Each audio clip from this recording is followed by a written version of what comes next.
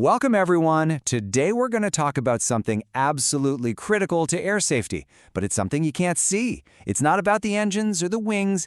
It's all about the human factor, right there in the cockpit. So, let me ask you a question. What could a glass of wine, a simple cold pill, and the act of donating blood possibly have in common? The answer might not be what you think, but for a pilot, each one is a red flag, a potential risk that has to be managed very, very carefully. Let's dive in. It all comes down to one core principle, a foundational rule in aviation that is simple and absolute. Anything, and I mean anything, that gets in the way of a pilot's performance is a threat to safety. We're not just talking about big problems, we're talking about the little things. Okay, let's start with the most obvious one, illicit drugs. This is a complete non-starter in aviation. They can have such a drastic and unpredictable effect on a pilot's performance, their mood, their health, you name it. There's absolutely zero tolerance, end of story.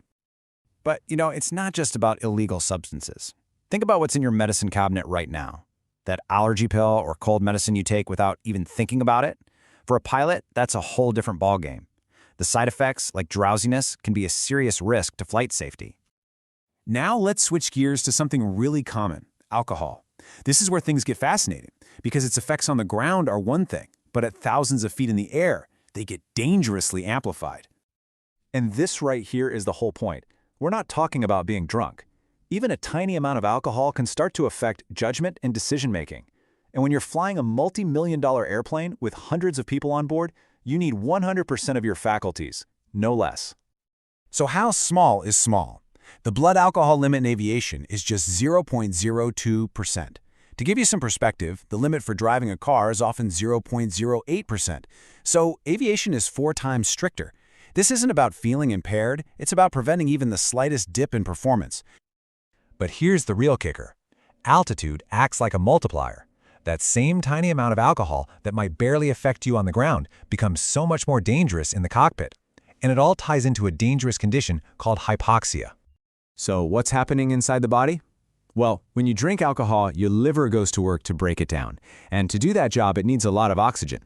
Now, at high altitude, oxygen is already scarce. So your liver basically starts stealing the oxygen that should be going to your brain. The result? Your body's ability to handle that low oxygen environment, your hypoxia tolerance, takes a nosedive. And you can't cheat the system. A cold shower, a strong cup of coffee, they might make you feel more awake, but they do absolutely nothing to speed up getting the alcohol out of your system. Your body metabolizes it at a fixed rate, and the only thing that works is time.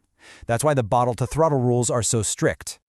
So, beyond alcohol, we've got those everyday medications. For a pilot, a quick trip to the pharmacy has to be treated with the same seriousness as any other pre-flight check. And the rules are incredibly specific for a reason. Take a look. A common antihistamine for allergies? You're grounded for 24 hours because of drowsiness. A sulfa drug? That's 48 hours off due to the risk of vision problems. Even a local anesthetic from the dentist means no flying for 2 days. It just shows you how every single thing, no matter how common, is carefully considered. All right, now for our final point. Let's talk about a risk factor that comes from a place you would never expect. It isn't a substance you take, but rather an action, and one with the best intentions. I'm talking about donating blood. It's a truly noble, life-saving act. It's something many of us do without a second thought, and it makes a huge difference in our communities. But for a pilot, this act of kindness has to be carefully planned. You can't just go donate blood and then jump back into the cockpit. It can actually be a critical risk. And the reason why is all about physiology. When you donate blood, you're temporarily reducing your blood's ability to carry oxygen. Now, down here on the ground, you might not even notice. But at altitude, suddenly you're much more susceptible to hypoxia. Sound familiar?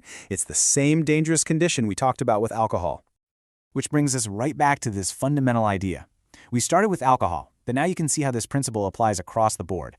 Whether it's one drink, a simple cold pill, or a selfless act like donating blood, the margin for error in aviation is just razor thin. Even tiny changes in the body can have a huge impact on a pilot's ability to fly safely. It's a powerful reminder, isn't it, that safety in the sky isn't just about the big, obvious things. It's about managing every single one of those countless small, invisible details. It really shows you that when the stakes are this high, it's the little things that can make all the difference in the world.